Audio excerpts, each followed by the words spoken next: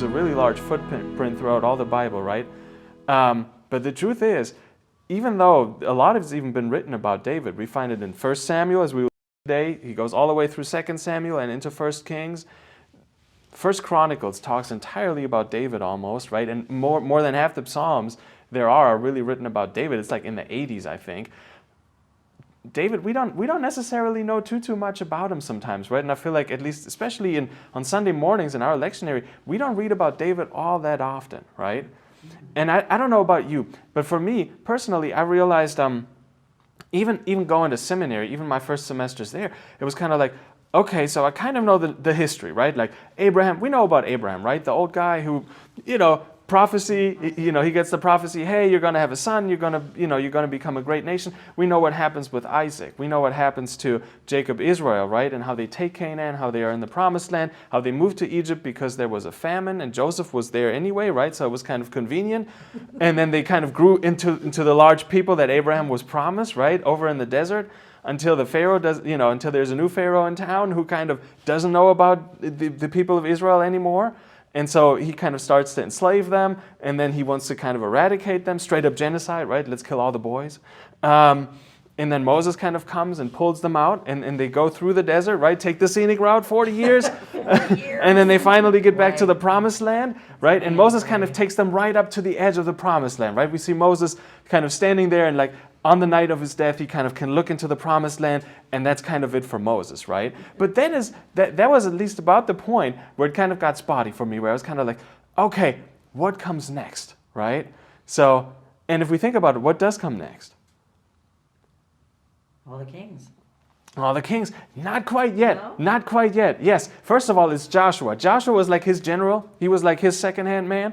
Joshua kind of takes over. And, they conquer. They conquer the promised land. And we see that in the next book of the Bible, which actually is called the book of Joshua. So, that's where they kind of take over the land, right? And they kind of divide it up into their 12 tribes. And after that, everything is happy, right? Everything is good.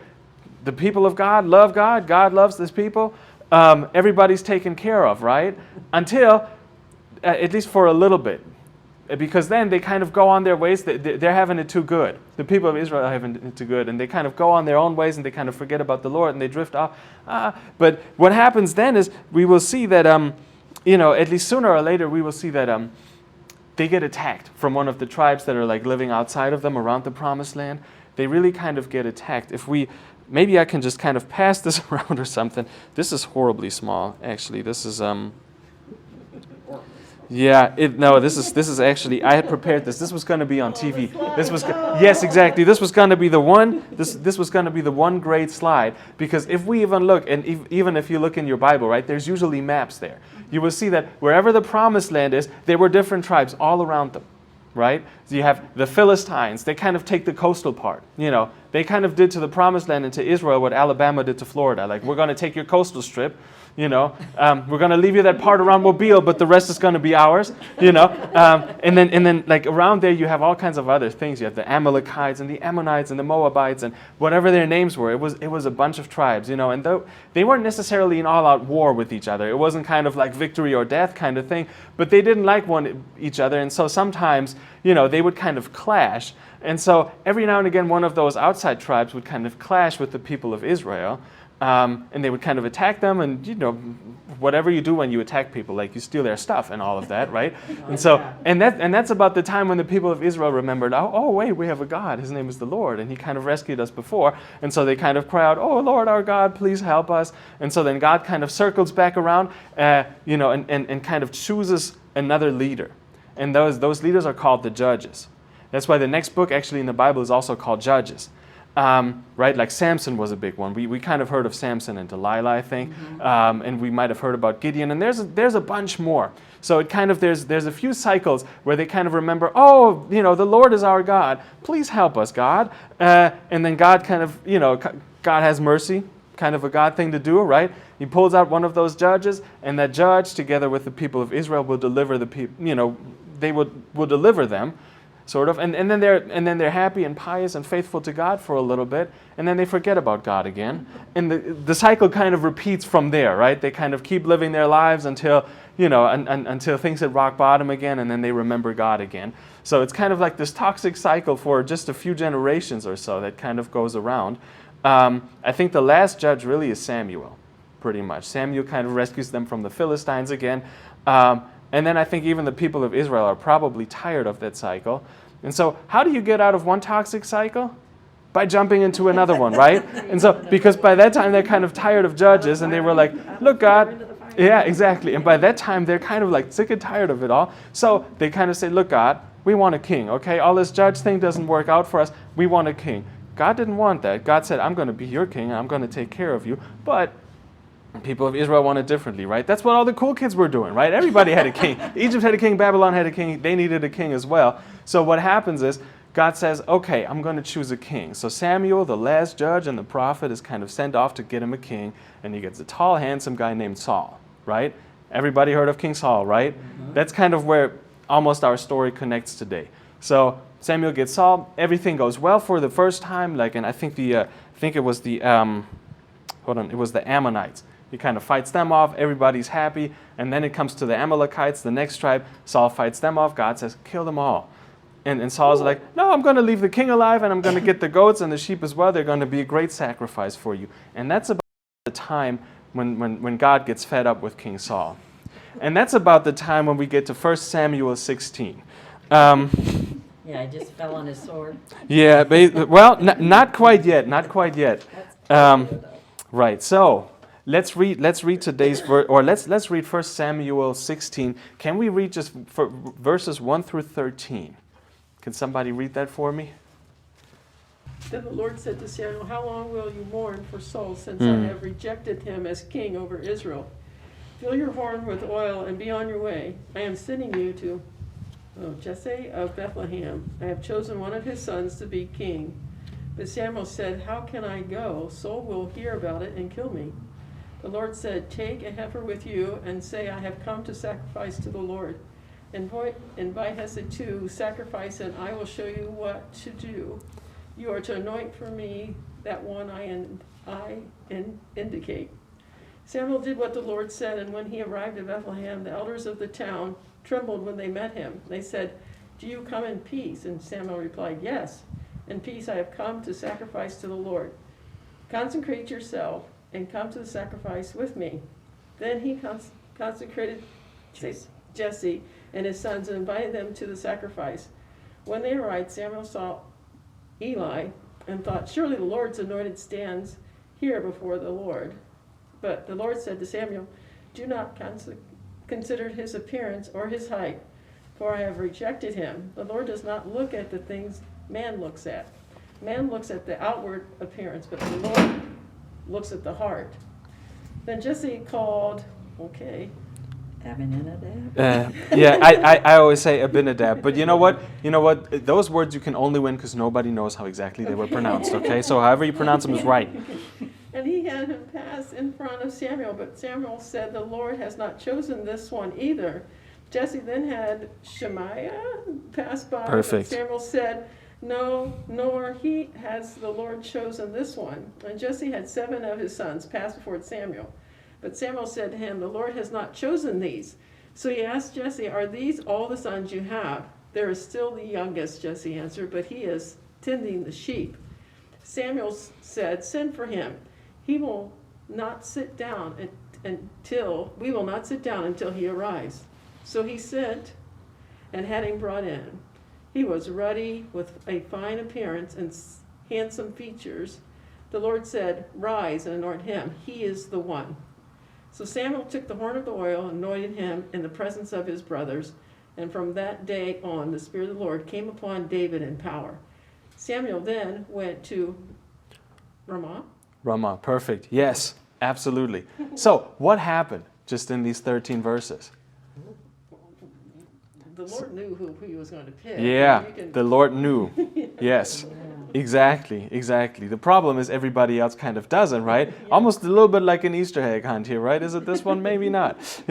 So interestingly enough, right? What we really see here for the most part is really a traditional, I guess, old Israelite anointing procedure. So back in the day when people were anointed king, it wasn't kind of like in the medieval movies where we think of like, oh yeah, a crown is being carried down on a velvet pillow and it's put on the king's head, and then there's like fanfare and everything is good. But back then it was a little different, right? This was a bigger religious ritual, right? It was kind of a spiritual happenstance, happening kind of thing. So, and that's what the horn of oil thing is about, right? I guess apparently Samuel had like a, like literally like a hollow horn that, that he put the anointment oil in, and it was a whole procedure. So we see that all of this was, that really sacrificing something to the Lord was kind of part of it.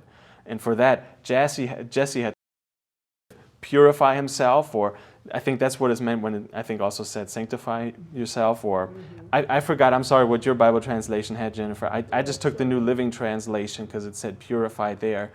So you kind of had to clean yourself. You had to do like a little bit of a ritual washing to get ready, and I guess all the others kind of did too. And as part of that, whatever they sacrificed, the heifer, they would eat part of that meat, and leave part of that meat to God as well. And so the anointing was probably kind of a part of that.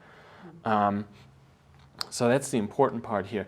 But how interesting is that? I kind of feel like after reading this chapter, I know what inspired the fairy tale Cinderella, right? Like just like the last person, like not even Jesse pays attention to him. And I mean, I think we really have to think about that, right? We know, even from Micah chapter 5, where it kind of like one of those Christmas prophecies, which kind of says, oh, for you, Bethlehem of Ephrathah, you are certainly not the least one of all cities, right? So we kind of knew, people probably looked at this as some kind of backwater town, right? It wasn't, so Bethlehem was just, it was as far away from glory probably as you could be, right?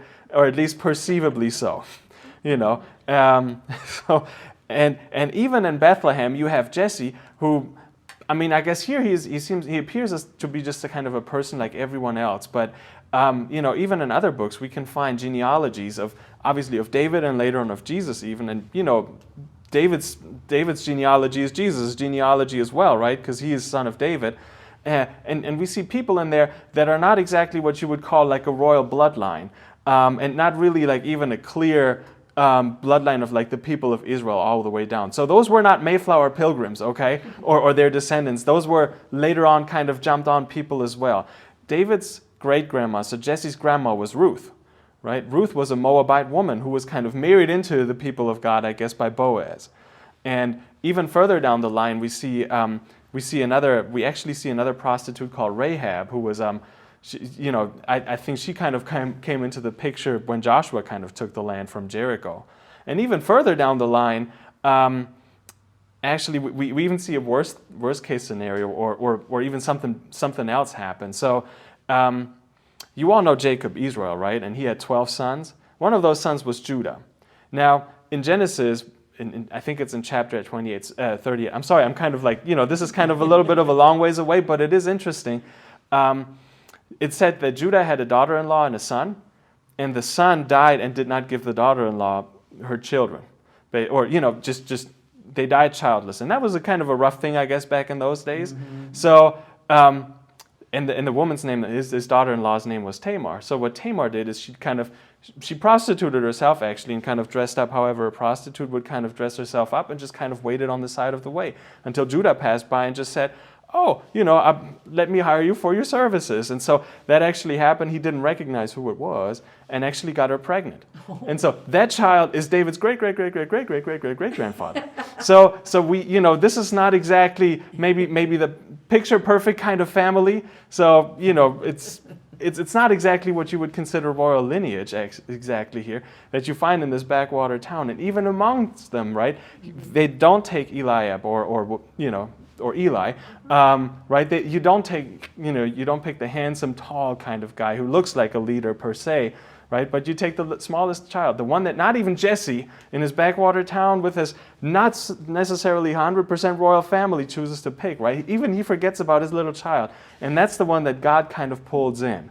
So the interesting part here is, right, God kind of, no matter how powerful or how powerless something looks, right, God can still use it and make good out of it if God decides, and chooses to do so.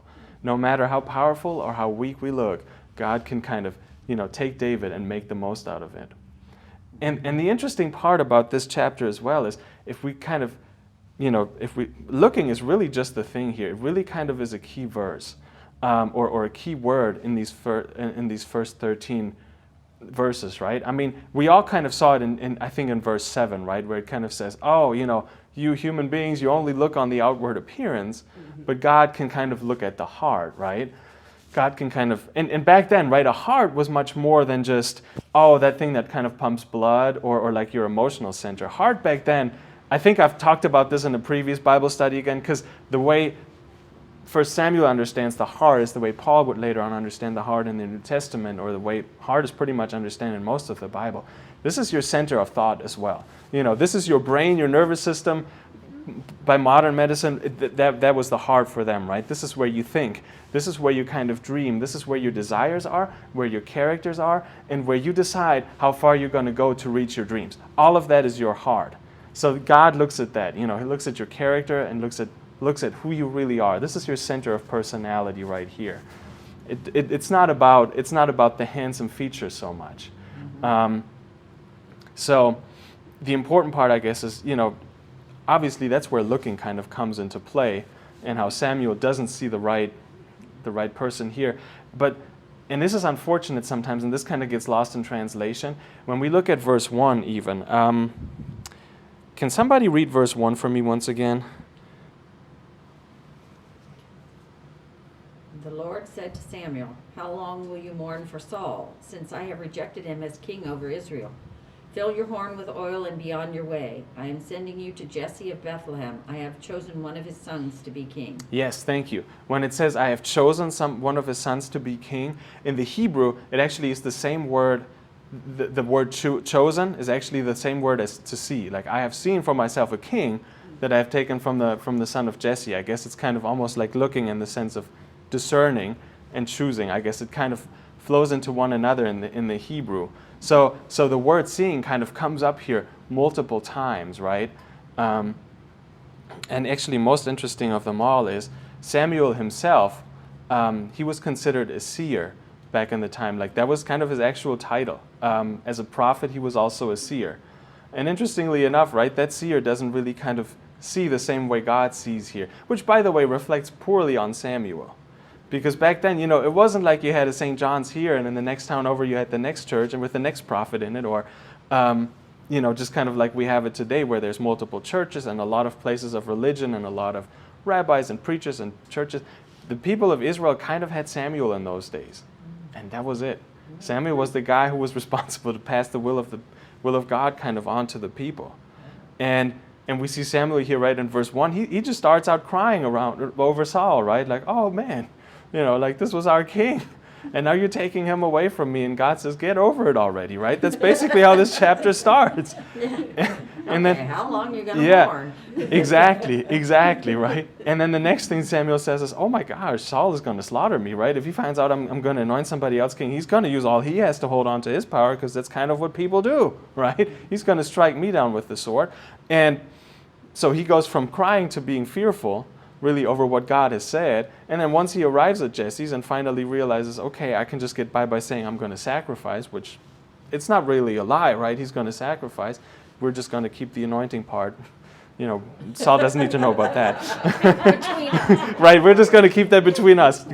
So, right, and once he goes there to anoint, right, his first thought is like, oh, this guy is tall and handsome. Hey, let's jump on it, right? That must be the one, which, if you think about it, right, until this day, that's a typical human thought. If we look at a lot of the presidents that we had in U.S. history, right, they were oftentimes taller than the average man of his time. I mean, George Washington was 6'2". Abraham Lincoln was 6'4". Probably for the 17 and 1800s, that was probably very respectable height. Yeah. They might have been like the Shaquille O'Neals of their time. I'm guessing, right? And even if we look at modern presidents, I think. Since Jimmy Carter, everyone was at least 5'11 and a half, or taller, which is about my height, is 5'11 and a half. And I might not be specifically super tall, but to be honest, I think I probably can still remember the few times when I was the shortest person in the room, and how that felt. Yeah. And that did not happen a lot, believe me, since I was about this tall. So it's still, we associate tall people as leaders rather than, just shorter people. We do kind of always look at like what kind of meets the eye here, as opposed to whatever else. Right, now let me kind of catch up with my notes here. Kind of gotten ahead of myself. Yeah, it is kind of ironic though, isn't it, that right after God says, hey, I'm going to look at the heart, I'm not going to look at the outside, right? How just a couple verses down, David is described as like this handsome, ruddy kind of guy, right? Yeah, that was the first thing I caught. I was like, no, wait a minute, now that's a little bit pointless. But but I guess maybe we will see even in the following chapters, this, I think the story here is written, it's not necessarily, it's not that they didn't pay attention to that. I think this actually kind of preaches in its own right? Because just because God says, hey, I'm not going to look at the outside doesn't mean I'm going to take the ugliest guy in the room. It doesn't necessarily mean that either. It just simply means that I don't care about what you look like on the outside, right? I'm going to look at what you look like on the inside.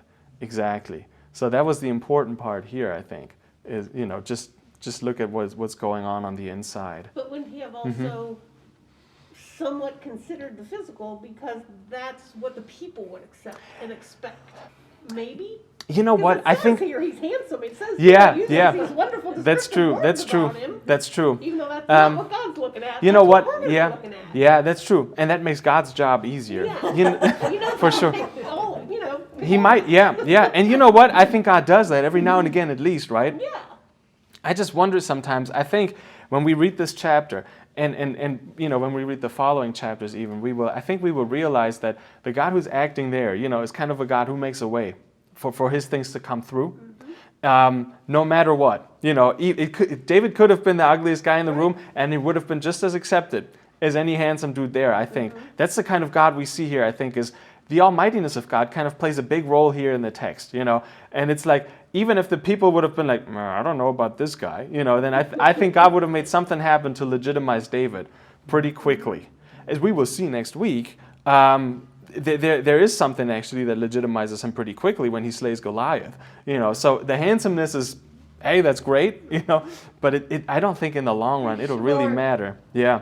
Yeah, because that would have been as soon as the Goliath thing came up, it would have mattered what he looked like to the people. Yeah. That wouldn't have been the story. That's true. That's very true. Yeah, that's nothing to do with it. That's very true. How smart he was. Yep. Yeah. Yep. And I wonder, how old David even was here in the story. I'm sometimes almost tempted to think he was still like almost a teenager, still like, he was the youngest of 8 for crying out loud. Yeah. Exactly. Because the armor didn't fit him at all. Oh, well, that's the other piece, right? Yeah, he was a kid. So he must have still been very young. Yeah. Exactly. So I would think 12 would even be old for what I'm thinking he was. Of course, whatever. But that's the other interesting part. I think that's also the word of warning that goes out from that text to our church today, especially in our society today, right? And Tammy, you said it, right? People will accept the handsome people, right? If we think about anything we see, right? I think our English teacher, when I was in Nevada as a high school exchange student, he once made that point. Why do people elect who they elect, right? And that was in 2004. So, and he said, do you remember what Al Gore looked like versus what George Bush looked like? And I think one girl from my class was just kind of like, oh yeah, he kind of looked like a zombie. I don't know where she pulled that one from, but but I guess he was making the point. Looks kind of do matter in who we elect or who we like to see as our leaders, and who we like to see just up there in general. And I think there's sort of a truth to it. It's an unconscious. Yeah, I think so. It's like an unconscious bias, right? And I feel like especially in our society, I feel like Germany is a little less like that than America actually is. But if we think about it, right, look at your news anchors. Point out the ugly ones. Or the ones where you are like, oh, no, never, nope. Not gonna watch him anymore. Exactly. Like, or just like, you know what? On a scale of 1 to 10, you're probably a -5. You won't find people like that, right? Where they're related to somebody or something.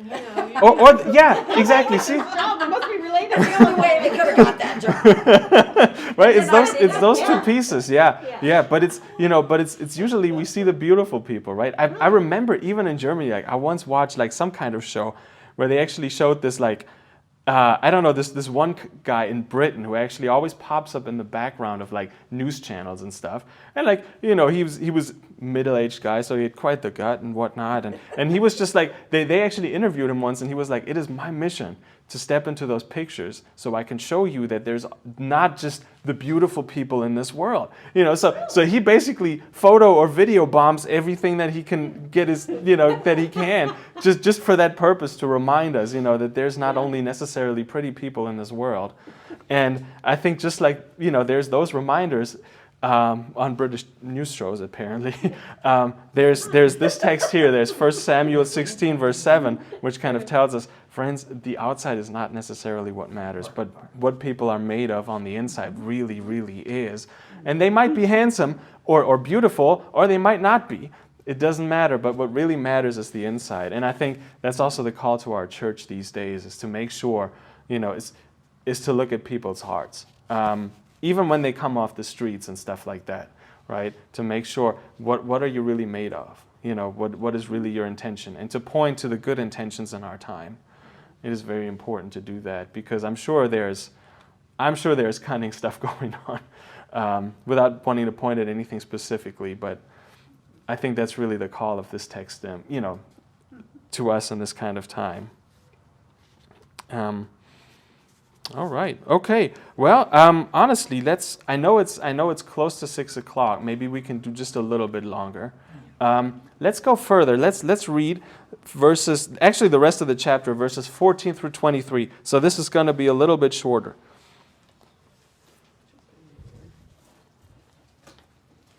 I'll do it. You want me to do it? Cool. Yes. Now the Spirit of the Lord departed from Saul, and an evil spirit from the Lord tormented him. And Saul's servant said to him, See now, an evil spirit from God is tormenting you. Let our Lord now command the servants who attend you to look for someone who is skillful in playing the lyre, and when the evil spirit from God is upon you, he will play it, and you will feel better. So Saul said to his servants, Provide for me someone who can play well, and bring him to me. One of the young men answered, I have seen a son of Jesse the Bethlehemite, who is skillful in playing, a man of valor, a warrior, prudent in speech, and a man of good presence, and the Lord is with him. So Saul sent messengers to Jesse and said, Send me your son David, who is with the sheep. Jesse took a donkey loaded with bread, a skin of wine, and a kid, and sent them by his son David to Saul. And David came to Saul and entered his service. Saul loved him greatly, and he became his armor-bearer. Saul sent to Jesse, saying, Let David remain in my service, for he has found favor in my sight. And whenever the evil spirit from God came upon Saul, David took the lyre and played it with his hand, and Saul would be relieved and feel better, and the evil spirit would depart from him. Thank you. Yes. What stuck out the most to you in these verses?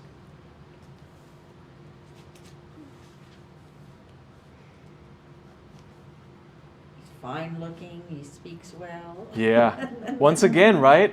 Yeah. David is handsome. You know what I just want to mention? Yes, exactly. So interestingly enough, right, even in verse 17 here, when Saul kind of says, find me someone who plays well, you know, and bring him to me, at least that's what the New Living Translation says in that verse. Again, it's that same verb. See something for me who can play the harp and play it well and bring him to me. So the whole looking thing is kind of, it continues over into this story. And interestingly enough, right, this is the second part of the chapter. Now, we've already heard how God chose David. Now we see how Saul actually chooses David as well. And there are some kind of parallels going on here, right? Because just as David really right now brings healing to Israel, brings healing to Saul, I already spoiled it, you know. But just as David kind of brings healing to Saul here, right? He will soon bring healing to Israel as well, you know, and kind of form what is still sort of a troubled little state or nation or tribe, you know, or conglomerate of 12 tribes, people of God. And kind of solidify their rule and really enlarge their territory, if you will. So this is kind of a big thing right here. Yes. Okay, on the thing about we were talking about being handsome or whatever. Yeah. Doesn't that also come from like any time that like they slaughtered an animal, they always took the best of the herd? Oh, okay. Without blemish, yeah. Without blemish. Yeah, I think that's about it, like still being young, not necessarily having broken its leg or whatever. I think it's that kind of stuff. And healthy. I'm not sure if that connects, Claire. I haven't thought about it like that, but I think it was more so, yeah, but it is about taking some of your best stock, right, and give it to God. And sometimes it would also be the firstborn, right, the firstborn of each herd that you would kind of take, or of the kids every year to sacrifice to the Lord. Yeah, just because, and the same thing, like, the best to be sacrificed. So when they're taking somebody to follow or chosen by God to lead, they would take the best. Maybe, yeah. I mean, clearly God chooses someone who is skilled here, right? We clearly see, right, how he's being called a man of valor, good at war, etc., which is kind of, we don't really know at this point in the text how this servant of the king knows all of this kind of stuff about David. I mean, he would catch that he was a handsome young man, but we don't necessarily really have anything. How long ago? What's the time span between anointing him and him going to Saul? Right. I would like to know. Yeah. Because he could have grown up for 3 or 4 years and Yeah. then done this. Yeah, and it doesn't really provide that, does it? No. It doesn't say, oh, and I mean, it's not a 200 12-year-old out there with Goliath.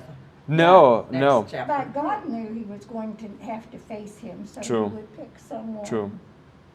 that would be strong and could Yeah. get to that point. He Yeah. didn't have to be strong. That was the thing, though. Right. Well, But we're he- getting ahead of ourselves. Well, Yeah. yeah, but also maybe strong mentally. Yeah, Who that's knows? what I- Yeah. Right. That's a He kind knew of it strength was as well. right. Yeah. So interestingly enough, though, yeah, we see, what we do see here, though, is a different kind of strength, right? If we think about Saul is a man of power at this point, right? He was the king. He was also tall and handsome, and Admired not that and the loved. handsomeness necessarily mattered, right? But he was at least a strong kind of man. But Saul doesn't have the power to kind of lift himself or even find relief in his state, right? Of wherever he was at, right? Of his kind of with the evil spirit. But David was, right? So that also reminds us, it doesn't necessarily take the spear or the sword all the time. Sometimes, there's different kinds of powers that can be wielded and yielded here. And David obviously makes use of his power to play the lyre to kind of, soothe Saul in his kind of state. Also, sometimes maybe a good metaphor for us as church sometimes, we might not have the big authority to kind of just like, pound on the tables necessarily, especially in our society-wide, but, we can certainly play the tune that God gives us to play. And if God really gives it for us to play, I think a lot will happen and a lot will come through it. And well, honestly, we probably don't know the end of that one. So we would be surprised at what we could do and what power we have if we follow the word of the Lord, kind of like David did, right? Yeah.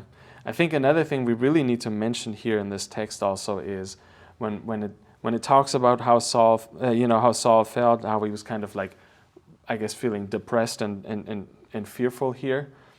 I think in our day and age, right, we might sometimes be quick to like diagnose him. I don't know if you felt that way just now when you kind of read the text, but I remember I just kind of went like, oh, okay, depression, bipolar, whatever, right? I think we also need to kind of put a pause on, or, we also need to be careful not to kind of like underestimate what's going on here in the text. Because really what the text really says is that there's a spiritual dimension to that, right? He has an evil spirit. And clearly this has happened before as well. But there's, it's not just like an emotion or a mental state, right? It's not something like you go to the psychologist and you talk to him for 6 sessions and it's going to be fine, right? This is more. This is soul matter here, right? This is not just mental. So I think we need to pay attention to that as well. Well, it says an evil spirit from the Lord. Yeah. The spirit of the Lord departed, and an evil Yeah. spirit from the Lord tormented him. So Yeah. That sounds scary, doesn't it? sounds kind of. Yeah, all good and all evil comes Yeah. from God. I think what we need to understand here is when we think about good and evil, right, we always think about angel or God and devil, right? And everything bad comes from the devil and everything great comes from God. And our churches have long adopted that language. But the truth is, when we look in the Old Testament, the devil barely ever shows up to begin with. And even when the devil shows up, he still has to ask permission from God. if we read Job chapter 1, for example, it's a great place where Satan shows up. Actually, the Hebrew word for Satan actually is Satan or Satan, or Shatan, I think, but it's kind of the same letter. Or it's a very close at least. So, but interestingly enough, it's almost like the picture there we get from Satan or from the devil is kind of like it's almost like God and the devil kind of sit together, and the devil's like, hey, this Job guy is a good one. Mm-hmm. Can I seduce him and try him? Okay, have your way with him. Like he's good. So it's the devil can't do anything without permission from God. That's kind of the picture there. Or as one of my one of my Old Testament professors has explained that to us, whenever we see Jesus being tempted by the devil in the wilderness, that is actually the most powerful the devil has ever been. The devil is never this powerful in the Old Testament. So in the Old Testament, what we see is it's kind of a world where everything comes from God, good or evil alike.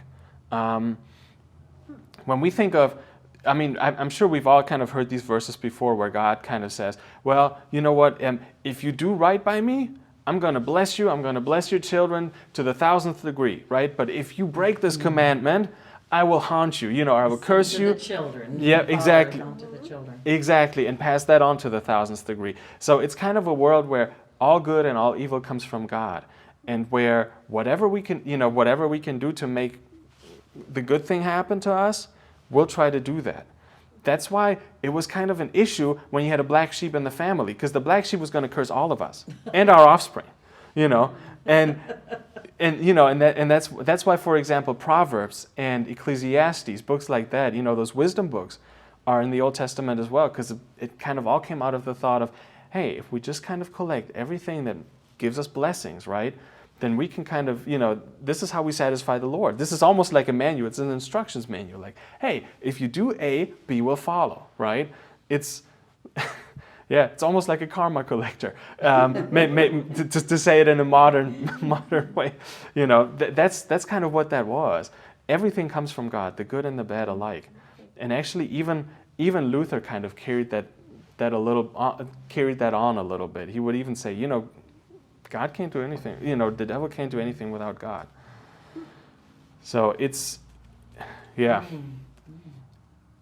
different thought process. It's not necessarily black and white. God is everything. I hope that makes sense. Well, I wondered if God, sent the evil spirit to torment him, because then he wanted relief from that torment, and so, here comes David. Yeah. So he wanted the that relief. might be, How that, yeah. that connection had to happen. True. And that's how that connection was True. made, because, and so, God said, He got devil do your David thing. in there. And he needed Yep. relief, and he said, I know this David, and so there we go. And that was, that Yep. was the vehicle to get that peace. It could have been, right? Yeah. Probably, maybe, probably. Part Yeah. of the plan. Mm-hmm. Yeah. And that's a hard truth to accept too, right? That evil comes from God. That's something we couldn't wrap our heads around. Or we would probably have a hard time to wrap our heads around. But maybe we also need to accept the fact that, at least for the longest time, people were afraid of God, right? Luther was very afraid of God. Because God was still a pretty big, omnipotent, potentially dangerous and against you kind of entity before kind of we really preached again about the grace of God and the love of God, and how God has already forgiven us freely, and before the cliche pastor was kind of this guy who was going to be nice anyway and never get mad, and we kind of reserved the hard sermons maybe for Good Friday, so we could preach all the sweeter on on Easter Sunday. We need to understand God was really dangerous and really scary in many respects. This Sunday, by the way, we're going to read Luke chapter 5, verses 1 through 11. It's like where they catch the fish, where they catch where Jesus says throw out the nets, and they pull them out, and they all of a sudden they catch so much fish, like the nets are beginning to break, even though they caught nothing all night long. And the first thing Peter does afterwards is kind of like he's going to prostrate himself, throw himself down. He's going to kneel down. He's going to say, "Oh, please, Lord, forgive me." It's that same thing. It's like it's also, there's respect obviously for God, and realizing, oh man, there's something divine going on here. This guy is huge. But on the other hand, also every time you kind of come in contact with God, it was kind of like, if you've all seen the Harry Potter movies or all read that, right? Like with that big serpent with the basilisk, I think in the second part, like everyone who looks at it would die. That's what would happen to you when you saw God face to face. Like you would just kind of drop dead. So, yeah. So either way, that's what that was kind of oftentimes the fear. God, everything good, but everything evil also kind of comes from God. But we believe, God can do anything to accomplish His purpose. Right. Right. So evil could be part of that, or bad things, what we think are bad things. That's true. That's true. Yeah, and we sometimes don't see the end of it, right? We just don't know why or how it is. And that can be frustrating, and that's okay to be frustrated with, I think, and to be mad at. But at the end of the day, it is. I think it is also God's will, right? Yeah. Good. I think we've talked about the evil spirit thing enough now. At least I don't have anything to add to it. I'm sorry. No, if you want to talk more about it, by any means, if you have any more thoughts, go right at him.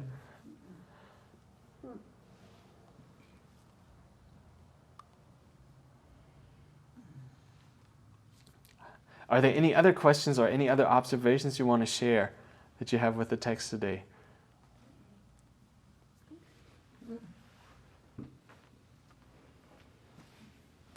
All right. Well, hey, if there's nothing else, next week, same time, same place, right here, we're going to do 1 Samuel chapter 17. If you want to read ahead, that's absolutely cool. This is going to be the story of David and Goliath. So I'm looking forward to seeing you there. Good deal.